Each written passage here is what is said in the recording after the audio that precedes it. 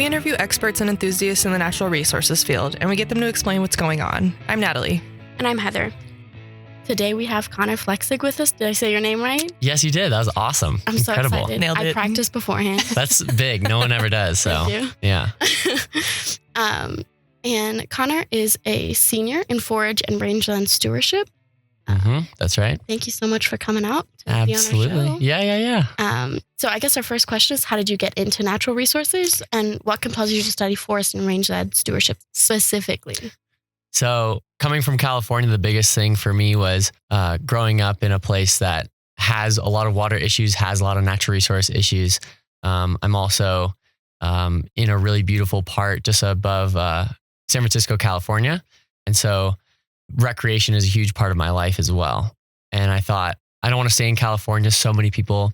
And I thought, where's the next best place to adventure? Colorado. So my best friend and I went out and toured most of the schools here in Colorado. And I came up with Fort Collins being the place for me. And he came up with the Air Force Academy. So he's there now. But natural resources, which is in the FRS department, was the choice because it was so broad. My advisor describes it as being inch deep and a mile wide. So it's really, really broad, and I don't exactly know what I want to do with it. I just know that I love the outdoors. I love nature. And so this was a kind of an easy punt for me to just say, all right, NRM, let's do it. Figure it out from there.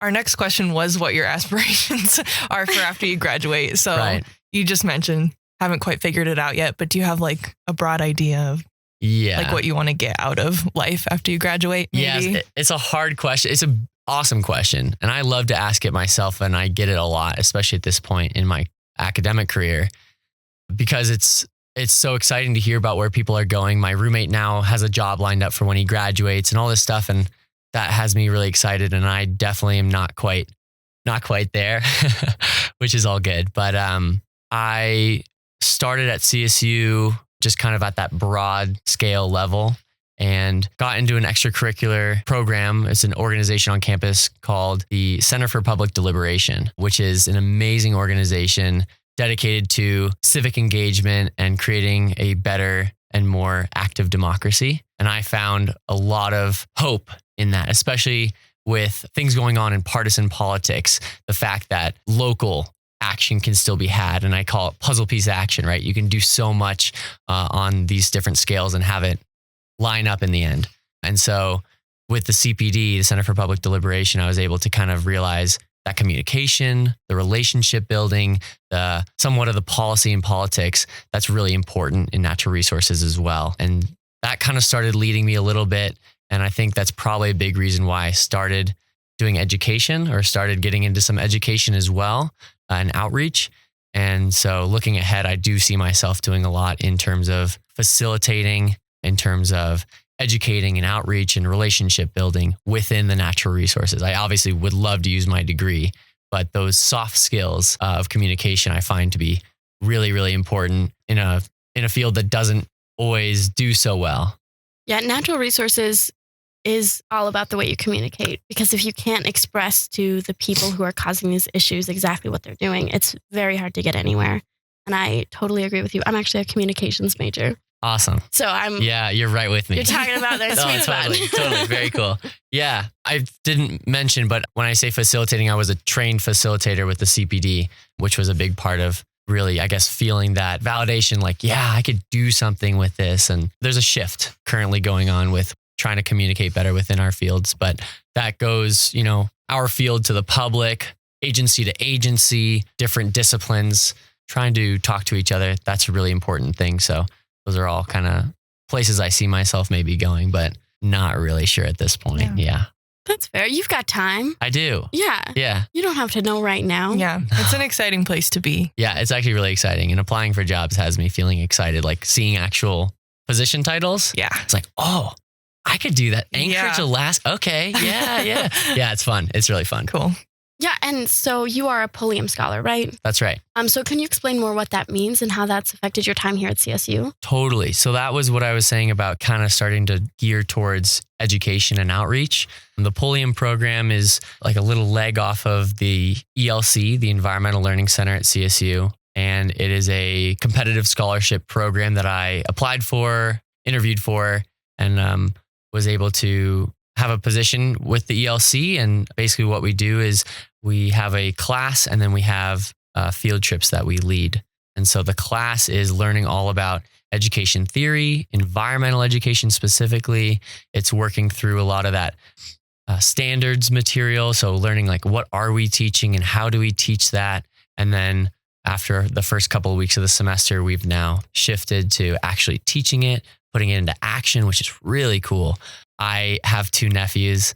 I love kids. So this was a huge thing for me. All of us are teaching 4th graders this semester, which is the perfect age where people are, the kids are just like, they're engaged, they're excited. It's really just like, my 2-part plan, can I tell you my 2-part plan? Please do. My 2-part plan for education is, one is energizing and elevating. And then the second one is directing, or like putting that somewhere productive, right?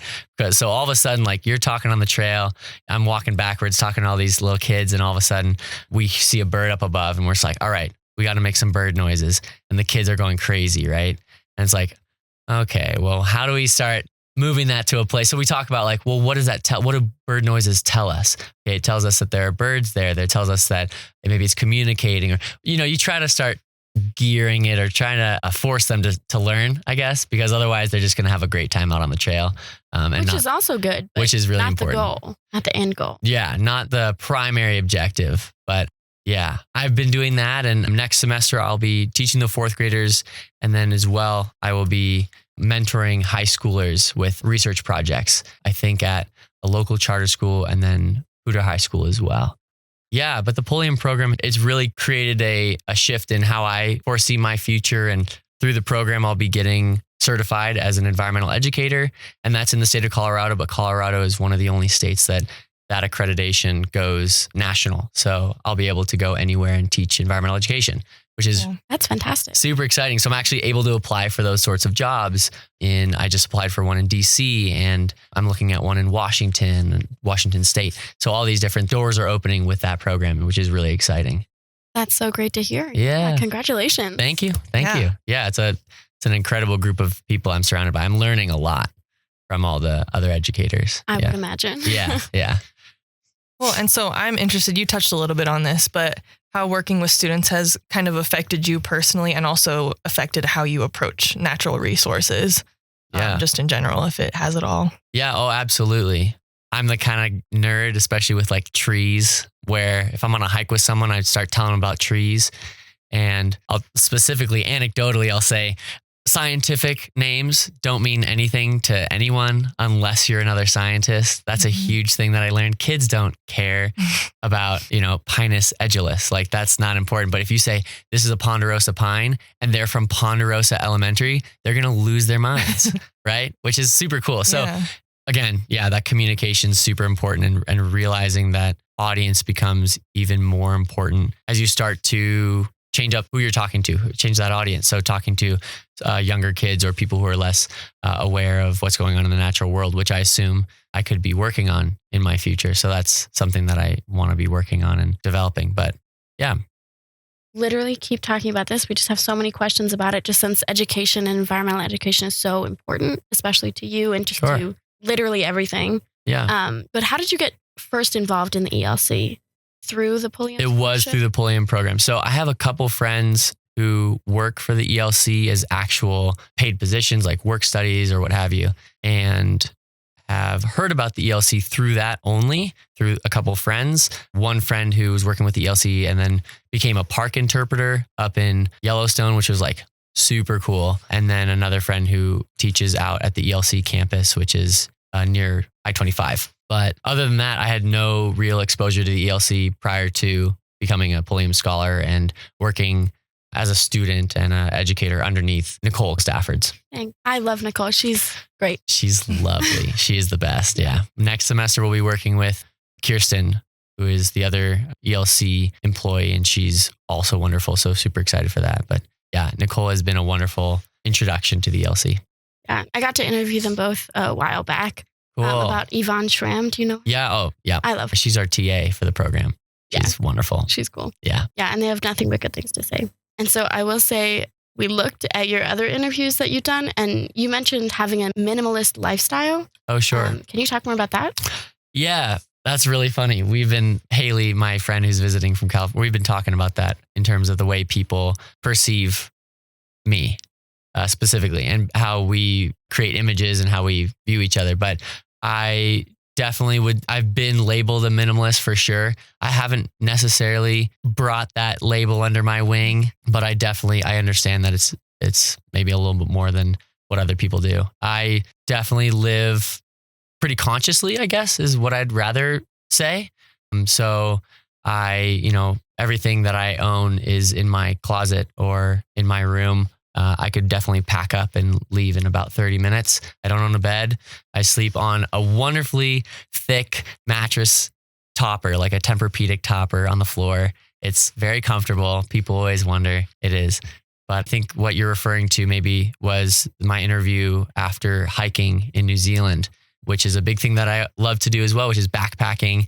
And that's a very minimalist lifestyle that I temporarily adopt or, get to live for a short period of time.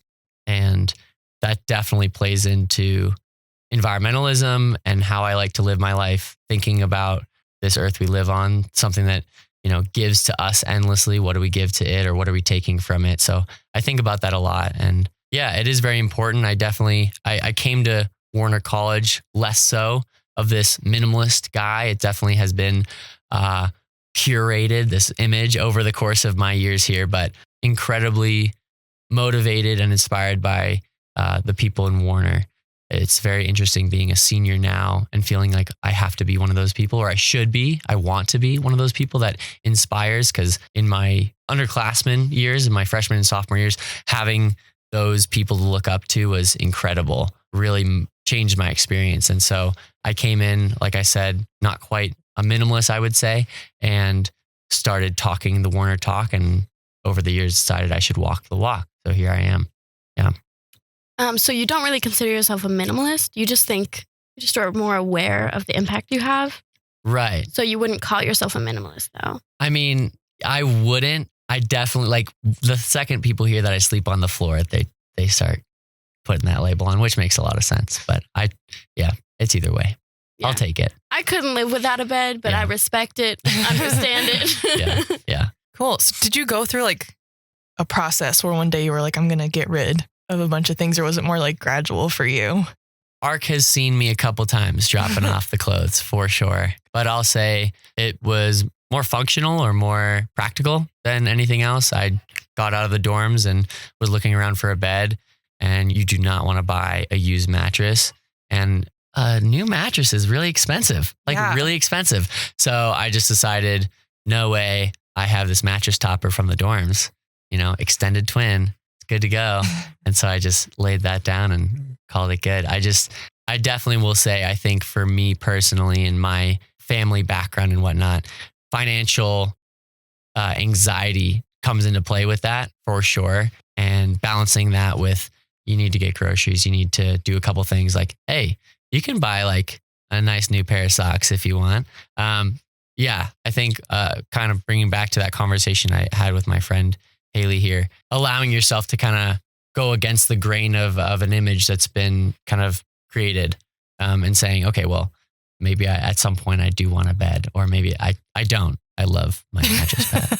For the record. Yeah. Just so are we on record here? Yeah. On the record. But other things, it's like, well, yeah, like I see things in the thrift store when I'm dropping off all my other clothes, and I'm like, this looks awesome. I would love to pick that up, and I do. And I think that's important to maybe bringing this kind of broad for a moment.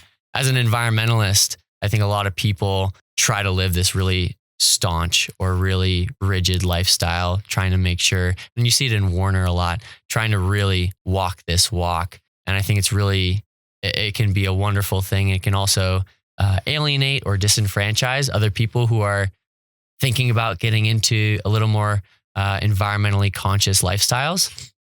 And so I try to bridge that gap a little more myself. And I think that's really important. And again, kind of draws back to that communication and how to bring awareness without saying like, yeah, I don't sleep on the floor and you should, or I sleep on the floor and you should too. That's not how I feel. If you said that to me, I'd be like, okay, bye. Yeah, exactly. And like, I'm definitely sleeping on a bed. Yeah, I want you to be sleeping on your bed. That's very important to me. You know, like I wouldn't want my pad to be taken away. I know that you would want your bed. So yeah, bridging that gap is a huge thing. I think especially with the Warner College of Natural Resources, a lot of times it feels so separate and so far from this like capitalist lifestyle that we've all been socialized in. And so I think making that jump can be really hard. Sure. But when you have more people like you who are finding a balance with that, even though you don't have a bed, you still like buy things. Right. Yeah. Right. And so I think that is helpful to realize and learn. Yeah. Yeah. You're hitting it on the head. I think Warner has a huge image. Every time talk about Warner or hear something about Warner, people are like, oh, Warner, like that's so cool. Or, oh, wow, Warner, like I don't wear chacos. I can't step in that building. Like all those hippies, right? Right. You're either wearing cowboy boots or chacos, and there's no in between. You either, you got Carhartt or like flannel. Yeah. One or the other. There you go. But yeah. Well, I'll say first, like it's a beautiful place to find belonging, and that community is something that I think people know about, people feel that. And then at the same time, how do you keep that community open for applicants? Yeah. We're always ready for more Warner students. Yeah. Great tagline. Yeah. I got to bring that in there for a moment. Warner's a great place to be. Yeah, I agree. Yeah. Me and Natalie are both actually from the Liberal Arts College, but we both work at Warner. Okay. And she's worked here for a while, and I've worked here for probably like 8 months or something, but it definitely stepping into that space is different than a lot of places on campus in a both positive and negative way. And in the positive way, there's such a sense of community, and it's just like everybody's together and you just feel like you're all working towards the same goal. But then as an outsider coming in, it felt a little weird because they were all working towards the same goal and I was here and I love the environment. It's like important to me, obviously. Sure. But I felt like I was like a step behind everybody else. But I think that community is so deeply ingrained in Warner, and I think it's fantastic. And I think it's one of the few places on campus like that. And I think that's really valuable. Absolutely. Yeah. Do you have any suggestions on ways to bridge that gap? What are your thoughts? Whoa, that's huge. Hard question. Sorry. Yeah, no, I don't really have too many thoughts. I know for myself, I just personally try to diffuse like this know-it-all persona that is definitely inside me sometimes as a bit of a nerd. And that's huge in terms of making other people feel welcome to digest information that's being given or that's being expounded on. I think a lot of the time you'll hear people, I think just back to that disenfranchisement, people start to feel a little alienated when you come at them with a perspective of, I know, you don't know, or I'm in Warner and you're not, which is not the same thing. I'm not trying to correlate those two. I agree. But sometimes that's the mindset of someone within Warner. I can feel that sometimes. I feel that within myself. And so trying to diffuse that is really important. I don't have any actual like solid 5, 7, 12 point plans. Yeah. I don't have any of those, but I wish I did. Yeah. Super hard question. Yeah. No, great question. I love Warner. Yeah. I am part of the community now, so I feel great about it. Right. And obviously working to include people is part of what this podcast is all about. Mm-hmm. All right. Sorry. Getting back to our written questions that Absolutely. we worked hard on. Yeah. Perfect. I know y'all did. Yes. All right. So we did want to ask you about your study abroad and that experience. Yeah. And so we wanted to ask you, like, what was the process of choosing to do the walking, first of all? And then what was your biggest takeaway from that part of the experience? Okay. My first answer is going to be really boring. My second answer, hopefully, will be a little more interesting. Perfect. It's so anticlimactic when I tell people. I wanted to go to France. French is the language I know best after English. Still not very well, but I come up to my advisor and I say, okay, where can I go? I want to study abroad. I want to be French speaking. And Megan, who's a wonderful advisor, I used to work for her. She was like, that's great. You can go to Lincoln, New Zealand. I was like, okay, so any other place? She's like, Lincoln, New Zealand, period. Basically, if I wanted transfer credits or credits to transfer over studying abroad, I had to go to Lincoln. It's the only thing that worked for my major. So that was a really easy decision because I knew I wanted to try something new and get out there and experience something different. In terms of hiking the hike, So I had chosen New Zealand. I'm starting all of this paperwork to get these classes underway and have everything transfer. And I just bump into an article that talks about the TA, Te Aroa, which is the long pathway in New Zealand. And it goes all the way from the tip of the north to the bottom of the south with a ferry ride in between. And I thought that sounded awesome. I'd done a little backpacking before that. I love to backpack, like I said. But so I thought I'd check it out. Maybe I could do some of this on my weekends or whatever, right? I look it up and I go on Google Earth and have this like trail overlay, and I look at it and it continues right outside Auckland Airport. Like literally the airport parkway was the trail. It's kind of this mix match urban and outback or bush experience. It's very patchwork. So I saw this and I was like, wow, I could just go a little early and fly into my flight and hike down to class. And that's exactly what I did. I flew into New Zealand about 8 months later after 8 months of planning, and got into Auckland Airport around 9 a.m., 2 days after Christmas. And I bought a tube of sunblock and a lighter, and I was on the trail by 9:30. That was it. I just started walking, and then, 2 months later, I was down at school. So have you done ultralight backpacking before, or? Yeah. So kind of interesting. The article does posit me as an ultralight backpacker. In New Zealand, that was a little more the case. New Zealand has a little bit of a harder time getting access or having access to ultralight things. It's kind of an American thing. Can you explain what that means? Because I don't know what it means. I'm so sorry. Sure. Yeah. So thanks. Sorry. Backpacking in general, right? You have everything on your back and you're going through with certain comforts, right? So it's this balance between, I could talk about this for years, so this is going to be bad. It's a balance between being comfortable when you're walking, so not having too much on your back, and then being comfortable when you're sleeping. So having enough that your tent or your sleeping bag or, all your layers are enough to keep you comfortable. So it's this interesting balance to keep, and ultralight kind of decides to go 100% one way on that, which is being super, super comfortable, being able to like crush miles. It's a very American thing. And so having a really, really light backpack and kind of suffering through if there's like a cold snap or your sleeping environment. In terms of America, was that succinct enough? Yeah, there maybe is more to that. But so the American kind of push for this has come in the way of small cottage companies. Like when I got my backpack, I just emailed this dude. And he's like, yeah, like, what do you want on this thing? We're just like emailing back and forth. Like they're called cottage companies. It's like he makes like, a couple backpacks every now and then. And it's very customizable and all this stuff, but the materials are different. And so it's very, very light. I did sleep under a tarp that was created by a cottage company. And so my backpack was like 14 pounds. And in the States at this point, that's pretty standard. I don't actually consider myself, or no one really considers me ultralight until I go to New Zealand, where a lot of those resources aren't available. And so then I was a little bit lighter, but not actually ultralight. You run like, yeah. Yeah. 14 pounds definitely sounds pretty light. And it was. I was able to like, yeah, that is pretty light. I could take a jog with my backpack on, which felt great as a runner, but I'm starting to diverge a little bit. Either way. Yeah. So I definitely had a little bit of that minimalist style going on in New Zealand, and allowed me to really take full control of my experience, of my adventure there, and tailor it to how I wanted to do it. I don't have a bed, right? So I don't need a whole lot to sleep on. I love a hard surface. So just sleeping on the ground feels awesome.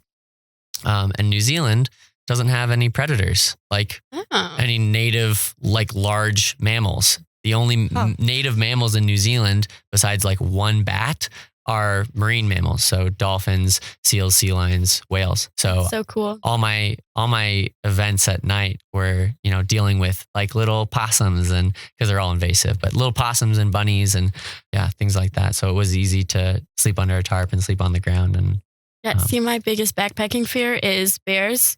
And I know it's a little irrational, but it's not that irrational. Not that irrational. But it's spooky. Yeah. Sometimes you're just like in your tent, you're like, oh my gosh, what was that? Like, I'm about to die. Oh, yeah. So that sounds great to me. Yeah, New Zealand is like, I think New Zealanders hate when you say it's like very safe and very easy. I've had that pushback, like, oh, New Zealand is not as safe as you think. It's like a real country. Make sure you're taking care of yourself, which is true. It is a real country. But at the same time, in terms of backpacking, you don't have to worry about where you're washing your dishes. You're not worried about a bear smelling that and coming to you, or a cougar, or coyotes, or wolves, or there's nothing. I mean, you got a bunch of beautiful birds making songs, and a couple of possums eating up the vegetation. That's it. That's so cool. It's really nice. Yeah. Did you want to talk about your actual study abroad when you made it to campus? Yeah. And I'll kind of put this in an academic context now, because that was like, you could have me talking about the recreational forever. I went down and I was seeing all these different things in the environment. So not only, well, I'll talk, I saw a whole beach forest, beach trees, a beach forest just like covered in this black canker or fungus. And I was like, what's going on? I saw all these wasps just like kind of hanging around all these really dead looking trees. Or I had experiences with native people there, people who are from New Zealand, who were telling me like just scooping the water up from the rivers and streams and just drinking them. Especially in the South Island, it's just like raw, so clean. And especially up catchment, like when you're really high up in the mountains, it's just gorgeous, gorgeous, clean water. So really interesting aspects of the natural resources there that I didn't really understand or didn't know why it was the way it was. And then I also saw the way that people related to the natural world in New Zealand to be completely different than the States. Just walking through a town once, and some guy was, we're on like a bike trail, and some guy stops and he's like, "Hey, you walkers?" We're like, "Yeah." He's like, "Well, do you know about these trees?" And he just walks with us for 30 minutes and is like, "This tree does this. This tree does this. You see those caterpillar bites on this tree? That's because that's like a really good leaf right there. The ones that don't have caterpillar bites, that's not a tasty leaf. So if you're making tea with these leaves, take ones that have caterpillar bites in them, because those are the tasty leaves." Like, just knowing so much about the natural world. And I bumped into that often, which was really cool. And we don't have that connection in the same way. I feel that, at least. It was really contrasting.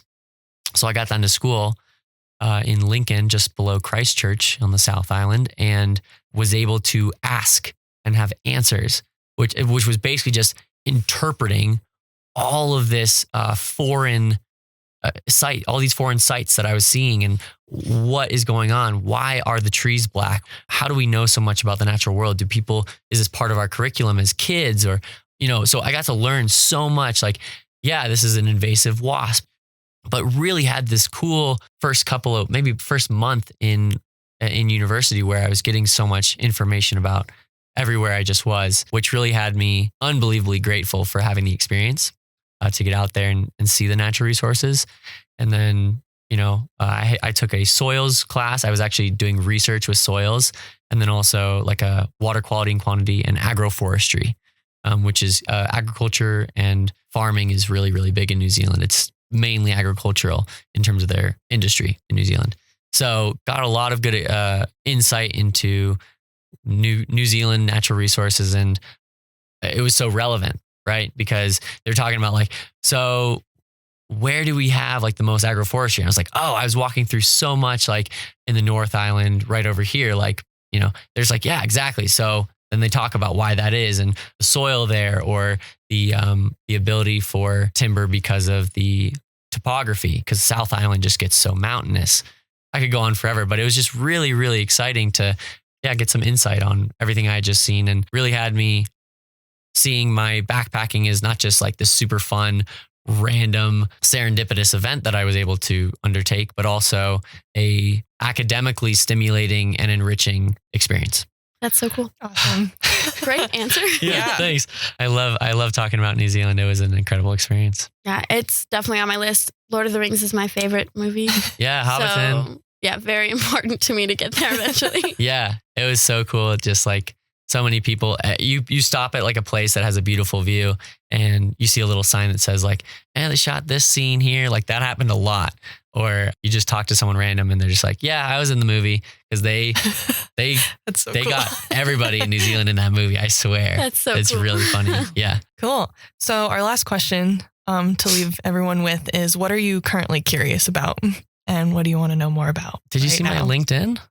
What is this? Yeah. My LinkedIn is all about curiosity. My little bio, staying curious, really, really important. I think that's a big part of what I was saying with Warner kids, or I hear it a lot when you start to age is you feel like you know stuff, right?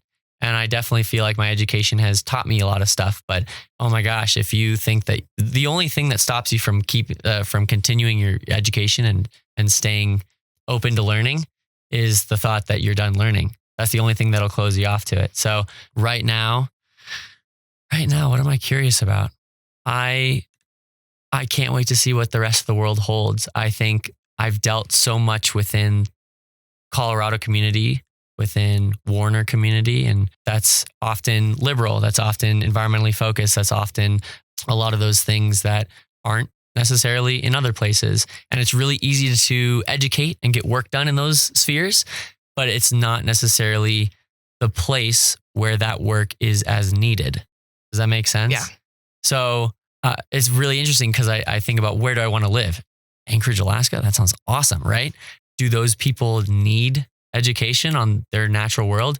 They maybe, I mean, a little bit. Sure, everyone does. But some place like in, hate to single out the South, but something like Alabama, where they don't actually have recycling. My roommates from the South and, came here and we worked through how to recycle and how, because I'm coming from California, where my neighborhood has a carbon watch council. And so that's a really interesting thing to me. And I'm really interested to see how education and outreach and all those different things, how that looks in a place that might need it more, but doesn't think so. Awesome. Yeah. Thanks so much for coming on. Thanks for having me. Such a pleasure to have you. Absolutely. Yeah. Let me know if you want to talk some more. I'm always ready. Will do. I love chatting with you. Yeah. Thanks. Thanks again for joining us on Tune Into Nature. This is us signing off. I'm Heather. I'm Natalie. Bye. Bye.